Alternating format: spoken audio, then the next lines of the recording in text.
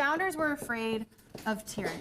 So then where do we see checks built into our constitutional system on the president? It's not a crash course if it's the first time you're learning about how a presidential impeachment works. I mean, impeachment proceedings have only really happened in modern history two other times. Today we're going to be taking a look at Megan Holyoke's AP class, her students have a front row seat to history. This is the impeachment hearings, y'all. Not only is she sharing the history of how impeachments work, she and Lincoln High's instructional coach work to show how these young people fit in. They're at a point in their life where they're about to become voting age. I think they're really trying to understand what what their role is in all of this. It definitely feels different. It feels like higher stakes almost of like getting to that understanding.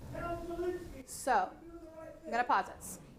So, Sondland, pause. So Sondland was testifying this morning on the House, in the House Intelligence Committee. These kids get to watch history in the making and learns how a president finds himself the focus of an impeachment inquiry. And then just like high crimes in the city. Yeah, but that's high crime. So liberty is basically a freedom to the faction. So factions are going to keep going. And while politics can sometimes become polarizing, this class hopes to teach kids how to gather information and data and come to their own conclusions beyond the talking points. I constantly push that in my classroom we're political scientists.